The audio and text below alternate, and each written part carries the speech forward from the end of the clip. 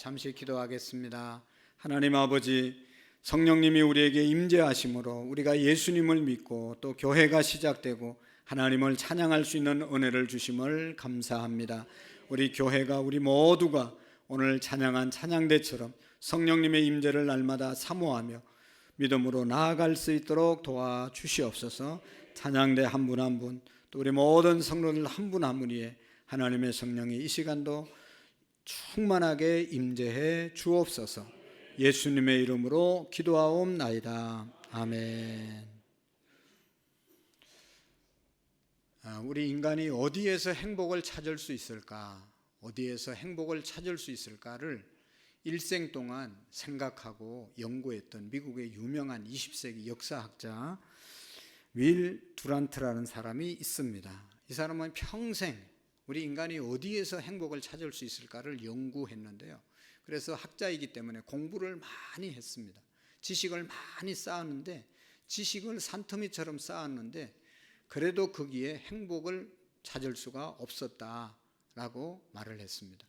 그리고 또 그러면 여행을 다니면 좀 행복하지 않을까? 그래서 세계 곳곳을 다 여행했습니다.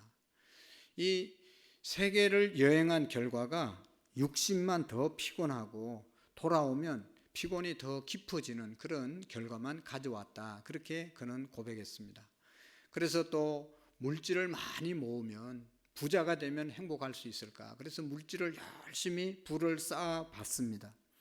그렇지만 그 물질을 많이 쌓은 그곳에 오는 것은 이 물질을 어떻게 관리할까? 걱정이 많고 근심이 많고 아주 쉽지 않았다는 것입니다. 그리고 또 그가 행복을 찾기 위해서 글쓰기에 몰두해 보았습니다. 글을 많이 썼는데 쓸수록 육신의 피곤함만 몰려오는 것을 그가 깨닫게 되었습니다. 그러다 어느 날 한 장면을 보게 되는데요. 일상적인 장면을 보게 됐는데, 차 안에 어떤 자매가 자기 아이를 안고 자는 아이를 품에 안고 있었는데, 기차역에서 기차가 서니까 거기에 한 남자가 내려서 나오는데 그 모습을 보고 이 아이를 아는 이 자매가 얼른 차문을 열고 내리니까 기차에서 내려온 이 남편이 달려와 가지고 얼굴에 키스를 하고 입을 맞추고 자고 있는 이 아이의 얼굴에 입을 맞추고 그러면서 차 위에 올라타서 어디론가 유유히 사라지는 그런 모습을 보았다는 겁니다. 바로 그 장면을 보면서 행복은 다른 데 있는 것이 아니라 가족끼리 정말로 사랑하고 저렇게 사는 것이 진정한 행복이겠다라고 하는 것을 깊이 깨달았다는 그런 이야기가 있습니다. 사랑하는 성도 여러분, 하나님이 허락한 가장 큰 행복은 다른 데 있는 것이 아니라 정말로 가족끼리 사랑하고 아껴주고 위해주고 존경하고 사랑하는 그곳에 행복이 있는 줄로 믿습니다. 여러분, 가정만 그렇겠어요? 어느 공동체든지 어떤 사람이든지 내가 정말로 사랑으로 살면, 사랑의 마음으로 살면 그 사람은 행복한 사람인 줄로 믿습니다. 여러분, 오늘 성경을 기록한 사람은 사도 요한인데, 사도 요한은 원래 여러분 별명이 우레의 아들이라는 별명을 가진 사람이었습니다. 우레, 천둥치는 그런 성격의 소유자였고 아주 급하고 개팍한 그런 사랑이 없는 삶을 사는 사람이었습니다. 그런데 이 사람이 또 그럴 뿐만 아니라 예수님을 따라다니는데도 항상 예수님 우편에서, 예수님 가까이에서 자리를 지켰습니다. 그 이유는 예수님이 왕이 되면, 예수님이 왕이 될 것 같으니까, 굉장한 인물일 같으니까 따라다니면 분명히 예수님이 로마 세력을 쫓아내고 정권을 잡으면 왕이 되면 나도 꼭 한 자리 해야 되겠다고 하는 그런 정치적인 야심이 가득한 사람이 사도 요한이었습니다. 그런데 이 사람이 예수님을 점점 믿으면서 예수님을 정말로 믿고 난 다음에 성품이 변화되어서 사랑의 사도라고 하는, 우레의 아들이 사랑의 사도라고 하는 그런 별명으로 바뀌어지게 됩니다. 그래서 그가요 노년에 이 서머나 교회를 목회했는데 이렇게 강대상에 올라가서 설교를 80세 돼서도 설교를 했다고 그러는데, 그때 가서 설교한 내용이 그냥 다른 거 한 게 아니고, 여러분 서로 사랑합시다. 여러분 서로 사랑해야 됩니다. 사랑이라는 단어 한마디 하고 내려와도 온 성도들이 은혜를 받았다는 겁니다. 왜냐하면 그 사람의 삶이 사랑이었고 그 사람이 옛날에 어떤 사람이었는지 알았는데 이제는 예수님 믿고 정말로 변화된, 사랑의 모습으로 변화된 모습을 보고 다 은혜를 받았다는 것입니다. 사랑하는 성도 여러분, 그래서 그가 요한일서 4장 7절 8절에 보면 우리가 잘 아는 유명한 말씀이 있습니다. 사랑하는 자들아, 우리가 서로 사랑하자. 사랑은 하나님께 속한 것이니 사랑하는 자들마다 하나님을 알고 사랑하지 않는 자는 하나님을 알지 못하나니 이는 하나님은 사랑이심이니라. 그렇게 개팍하고 우리의 아들과 같은 사람이 예수님 믿고 난 다음에 사랑을 외치고 사랑으로 살고 하나님은 사랑이라고 알려주고 사랑하지 않는 사람은 하나님을 알지 못하고 믿지 못하는 사람이다 라고 강력하게 말씀을 했습니다. 그가 예수님을 믿고 난 다음에 혈기와 복수의 마음, 시기와 질투의 마음, 세속적인 마음이 사랑의 마음으로, 하나님 아버지의 성품인 사랑의 마음으로 변화된 사람이 사도 요한인 것입니다. 사랑하는 성도 여러분, 우리는 예수님을 믿고 무엇이 변했습니까?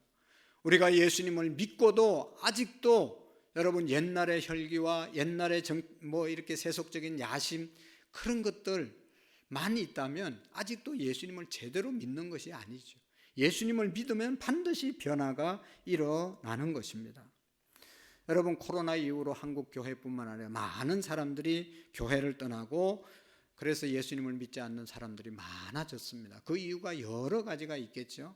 그 중에 하나는 예수님 믿으면 잘 된다, 예수님 믿으면 코로나 안 걸린다, 예수님 믿으면 사업 잘 된다, 예수님 잘 믿으면 복 받는다, 기복주의 신앙에 입각해서 교회를 다닌 사람이지, 교회 가면 뭔가 잘 된다 라는 생각을 가지고 교회 와서 다녀보니 뭐 교회 다닌다고 뭐 잘 되는 게 뭐가 있습니까?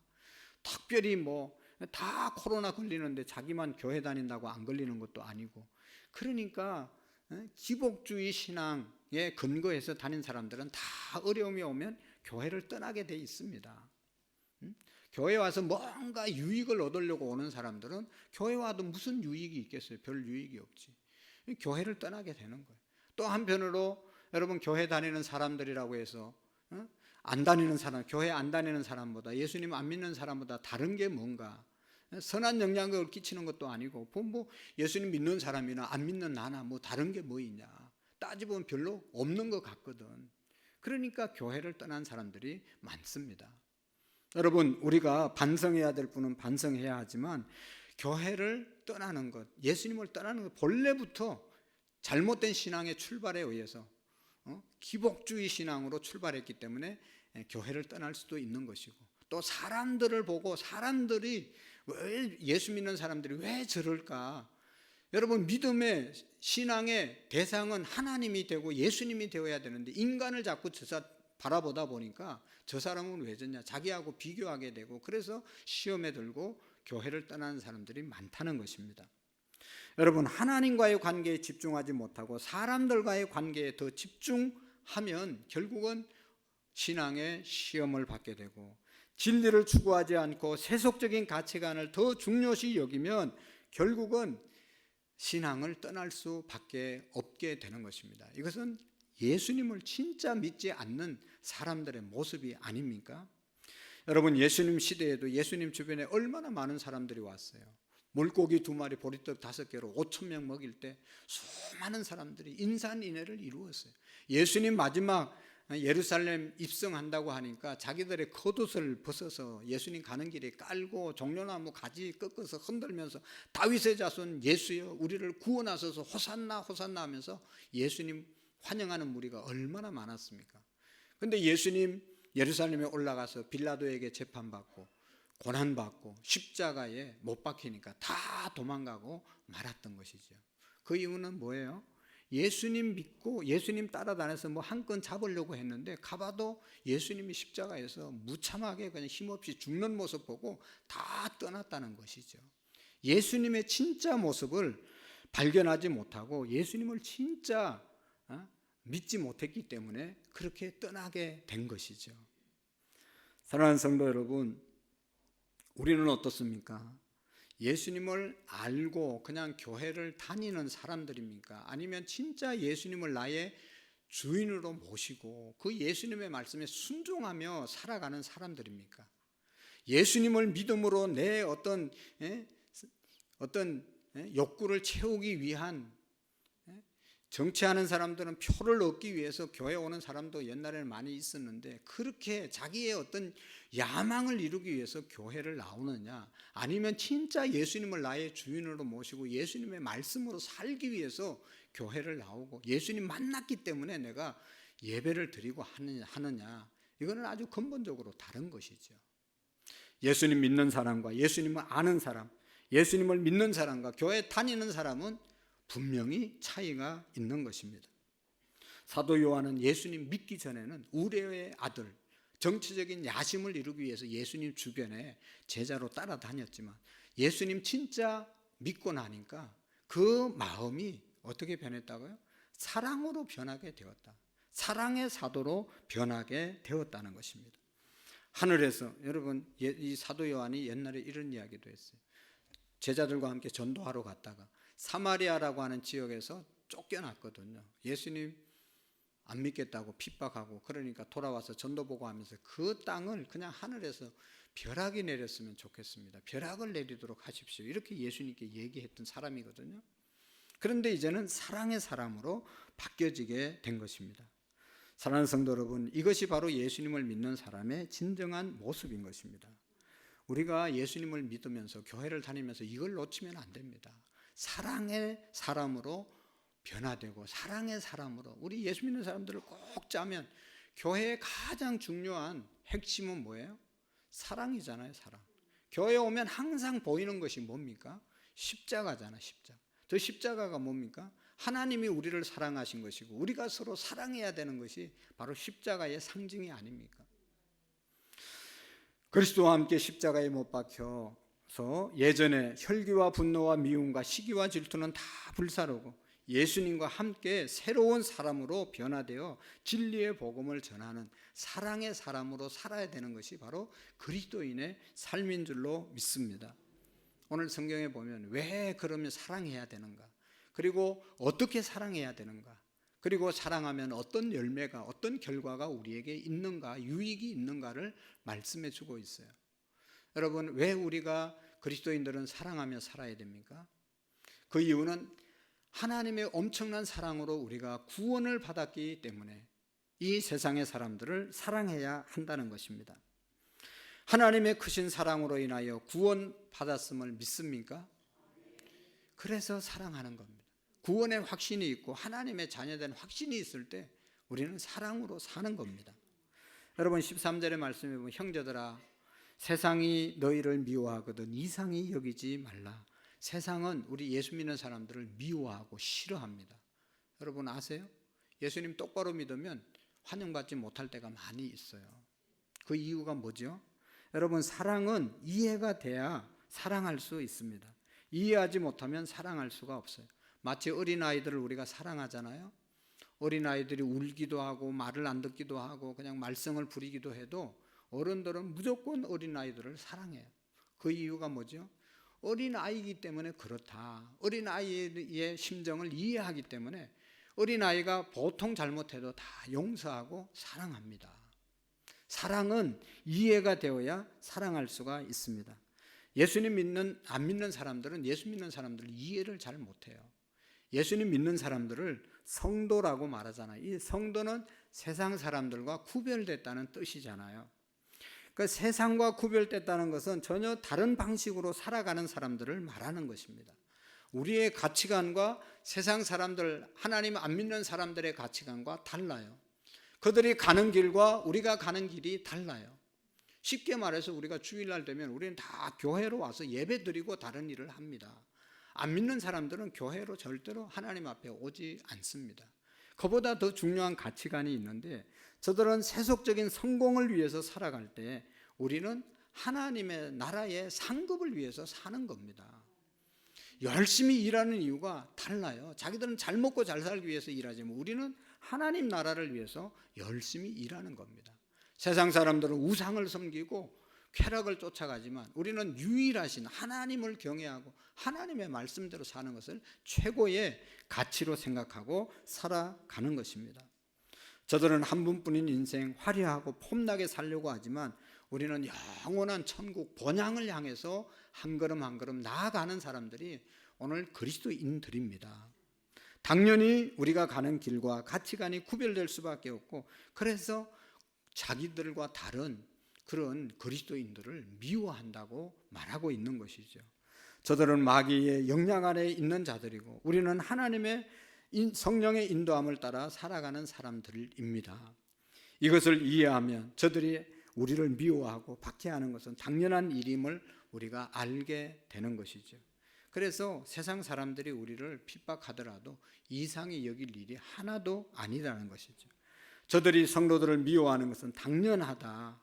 성도들이 조롱을 받고 핍박을 받고 따돌림을 당하는 것은 당연한 일이기 때문에 당황하지 말고, 그럼에도 불구하고 하나님의 자녀는 하나님의 자녀답게 살아야 되는데, 그렇게 우리를 미워하는 자들을 향해서 어떻게 해야 된다는 겁니까? 사랑해야 한다는 것이지. 그 이유는 우리는 더 큰 하나님의 사랑을 입은 사람들이기 때문에 저들이 이해하지 못해서 우리를 미워하더라도 우리는 그들을 사랑해야 된다. 할렐루야.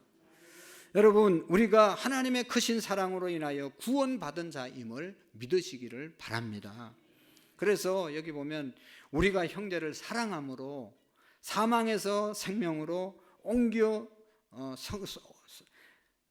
우리가 형제를 사랑함으로 사망에서 옮겨 생명으로 들어간 줄을 알거니와 사랑하지 아니하는 자는 사망에 거하느니라. 여러분, 우리가 이 말씀을 우리가 형제를 사랑함으로 사망에서 옮겨 생명으로 들어갔다, 이 말을 조금 잘못 깊이 생각하지 않으면 사랑하는 사람은 구원받아서 영생 얻은 사람이다, 사랑함으로 구원을 받았다, 그렇게 오해할 수 있는데, 원문에 보면 구원을 받았기 때문에 구원받은 사람의 삶의 결과는 당연히 사랑으로 나아가는 것이다, 그렇게 되어 있는 겁니다. 우리가 사랑해야 구원받는다, 그것은 행위 구원론이잖아요. 잘못된 구원이잖아요. 우리가 잘해서 사랑해서 구원받는 것이 아니라 우리가 예수 그리스도의 은혜로 이미 하나님의 자녀 구원받은 백성임을 믿으시기를 바랍니다. 구원은 내가 뭘 행해서 구원받는 것이 아니라 이미 하나님이 우리를 구원해 주셨기 때문에, 구원받은 사람은 당연히 구원받은 그 증거가 서로 사랑하면서 사는 것이라는 겁니다.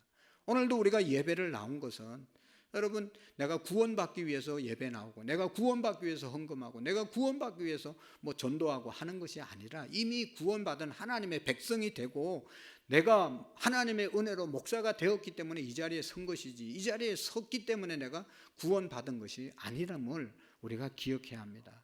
이 근본적인 구원론에 대해서 우리가 오해하면 안 되는 것입니다. 형제 사랑하는 것이 구원의 조건이 아니라 구원받은 저와 여러분들, 하나님의 자녀된 저와 여러분들 당연히 사랑하면서 살아갈 수밖에 없다는 것입니다. 할렐루야.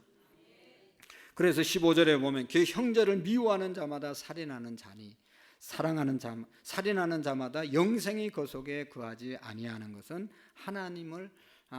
너희가 아는 바니라 말씀하고 있습니다. 여러분, 형제를 미워하면 살인하는 자라고 말씀하고 있습니다. 살인하면 그 속에 영생, 구원이 없다 말씀하고, 당연히 여러분, 살인하면 어떻게 그 사람이 구원받을 수 있겠습니까? 여러분, 미움, 살인, 이것은 같이 가는 겁니다. 왜 같이 가는 겁니까? 미워하면 결국은 살인의 시작이 미움에서부터 시작되는 것 아니겠습니까? 미워한다고 다 살인하는 건 아니지만 정말로 이 미움의 감정이 계속 쌓이면 이게 살인으로 나갈 수 있기 때문에 예수님께서는 분명히 말씀했어요. 마태복음 5장 21절 22절의 산상수훈에서 여러분, 옛 사람에게 말한 바 살인하지 말라, 누구든지 살인하면 심판을 받게 되느니라 하였다는 것을 너희가 들었으나 나는 너희에게 이르노니 형제에게 노하는 자마다 심판을 받게 되고, 형제를 대신하여 라가라 하는 자는, 이 라가라는 자는 욕하는 것을 말해, 형제를 욕하고 저주하는 자는 공회에 잡히게 되고, 미련한 놈이라 하는 자는 지옥불에 들어가게 되리라. 미움은 결국은 살인으로 연결될 수 있고 하나님의 심판을 받을 수 있기 때문에 미워하지 말라고 한 것이죠.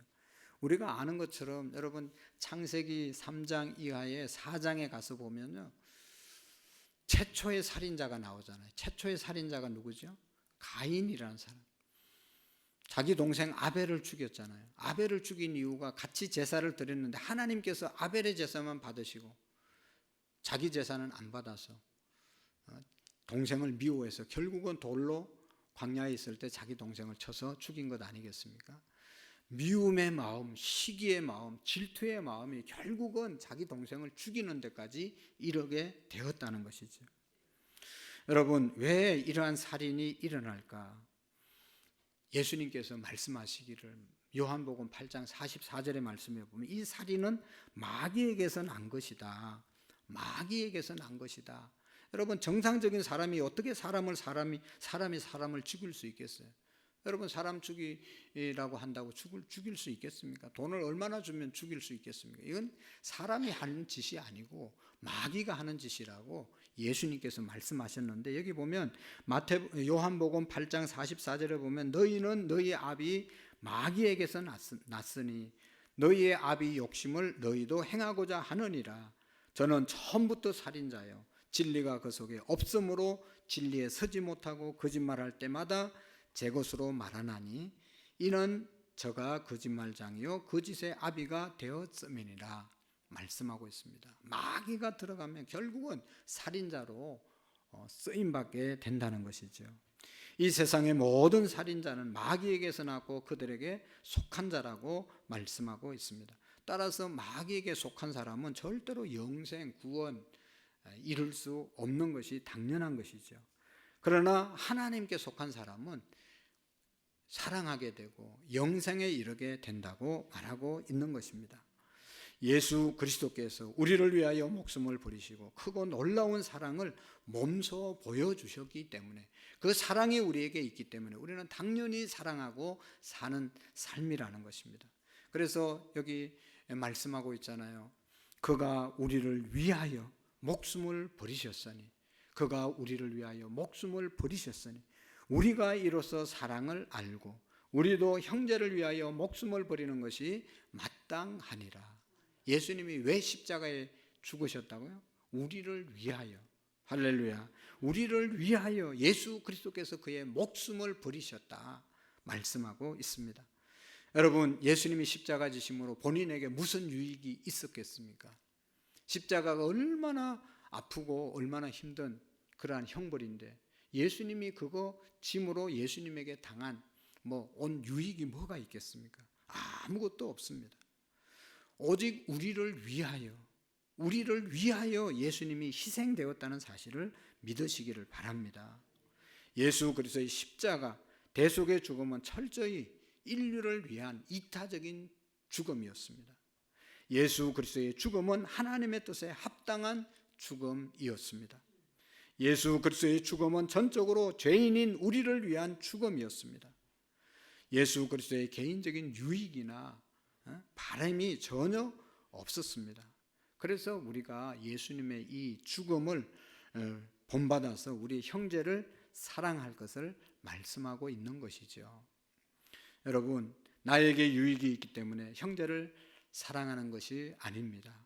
오히려 여러분, 우리가 예수님의 사랑으로 사랑함으로 우리가 손해를 입을 수가 있고, 예수님의 사랑으로 사랑하는 것이 얼마나 힘들고 귀찮고 어렵습니까? 그럼에도 불구하고 우리가 사랑하는 것은 하나님의 사랑이 더 크기 때문에 우리가 사랑하는 것이죠. 그래서 이로써 사랑을 알고 예수님이 그 엄청난 십자가의 사랑으로 우리를 사랑함으로써, 그래서 우리가 사랑을 알고 예수 그리스도의 대속의 죽음으로 인하여 우리가 하나님의 사랑을 알게 되었다는 것이죠. 예수님의 사랑을 받을 만한 가치가 조금도 없는 우리들에게 무조건적으로 내어주신 하나님의 사랑으로 인하여 우리가 구원받게 되었고 하나님의 사랑을 알게 되었습니다. 그것이 바로 십자가입니다. 십자가의 사랑입니다. 그래서 우리도 형제를 위하여 목숨을 버리는 것이 마땅하다고 말씀하면서, 그러면 어떻게 사랑해야 하는가? 여기 이제 17절 18절 말씀해 보시면 그렇게 말씀하고 있습니다. 우리가 정말로 형제를 사랑하는 것은 삶의 현장에서 구체적으로 나타나야 된다 말하면서, 여러분, 이 세상의 재물을 가지고 형제의 궁핍함을 보고도 도와줄 마음을 막으면 하나님의 사랑이 어찌 그 속에 거할까보냐 말씀하고 있습니다. 궁핍한 형제, 하루하루 삶이 어렵고 힘든 사람을 보면서도 도와줄 마음이 막히면 그게 어떻게 하나님의 사랑이라고 말할 수 있겠느냐라고 말씀하고 있습니다. 여러분, 우리의 힘으로 우리가 사랑할 수 있는 것이 아닙니다. 긍휼의 마음이 하나님께서 부어지는데 그런 마음이 우리에게 다 부어집니다. 그런데 문제는 뭔가 하면 이 마음을 막는다는 것이죠. 어려운 사람 보면 당연히 긍휼의 마음이 생깁니다. 그런데 그 생긴 마음을 가로막는다는 것이죠. 그러면 어떻게 하나님의 사랑이 그에게 있겠느냐 말씀하고 있는 것입니다. 그래서 오늘 우리는 18절에 있는 말씀처럼 자녀들아 우리가 말과 혀로만 사랑하지 말고 오직 행함과 진실함으로 하자. 할렐루야. 말과 혀로만 사랑하지 말고 참된 사랑은 행함과 진실함에 있다고 말하고 있습니다. 근데 제가 생각해 보니까 말로도 좀 사랑한다고 말해야 되겠더라고요. 말로도 좀 사랑한다고 말하고 그 말만 하지 말고 행함과 진실함이 따라야 된다. 할렐루야. 우리 한번 실천했으면 좋겠어요. 한번 해봅시다. 옆 사람 보고 사랑합니다. 존경합니다. 할렐루야. 만날 때마다 좀 사랑한다고 그러시고 남편 보고도 좀 사랑한다고 하시고 아내 보고도 좀 사랑한다고 하시고 할렐루야. 왜 아멘을 안 해요? 사랑한다고 하시고 좀 사랑한다고 하시고 그러나 중요한 것은 그 말만 하지 말고 말하면 진심이 있으면 행함이 따르잖아요. 여러분 다 사랑하기 때문에 사랑의 결과로 결혼한 것이지 사랑도 안 했는데 결혼해요? 어떤 사람은 아유 사랑하지 않는데 결혼했다고 거짓말 하지 마세요. 다 사랑한 구석이 있어서 결혼한 거예요.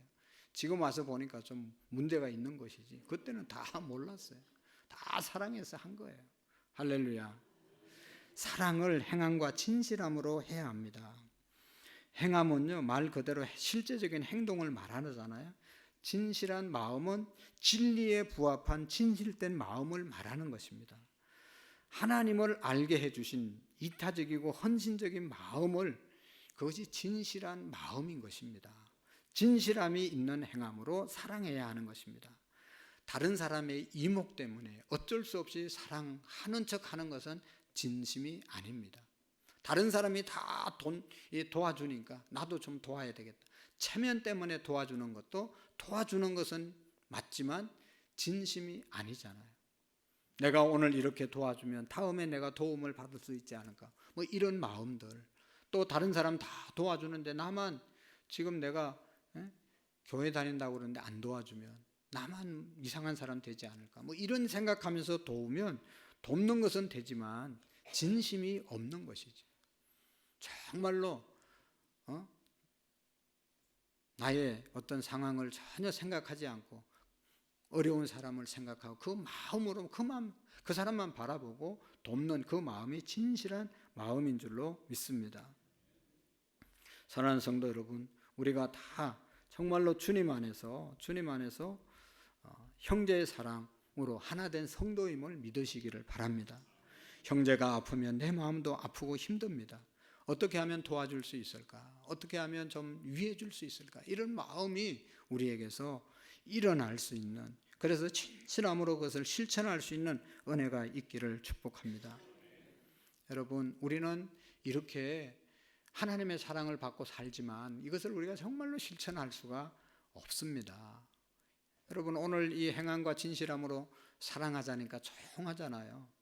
하지 못한 것에 대한 죄책감이 다 우리에게 부족함이 다 있잖아요. 여러분, 우리는 할 수가 없어요. 그러나 오늘 임재하신, 오늘 우리 찬양대가 찬양한 성령의 임재가, 성령님이 은혜가 우리에게 임하면 이런 긍휼의 사랑을 얼마든지 베풀며 살아가게 될 줄로 믿습니다. 그러니까 내가 뭘 열심히 하려고 하지 말고 하나님의 은혜를 날마다 성령님의 은혜를 사모해야 돼. 오늘 24절의 말씀에 보면 그런 말씀이 있잖아요. 성령으로 말미암아 그가 우리 안에 거하시는 줄을 우리가 아나니.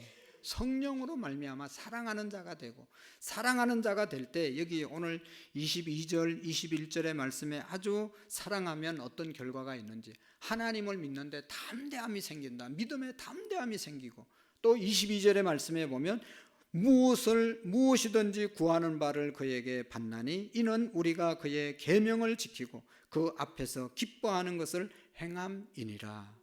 우리가 여러분 무엇이든지 구하는 바를 그에게 받나니, 무엇이든지 기도하면 받는다고 그랬는데 어떤 자가 받느냐? 그의 계명을 지키고, 그의 계명이 사랑의 계명이라고 지금까지 말씀을 드렸죠.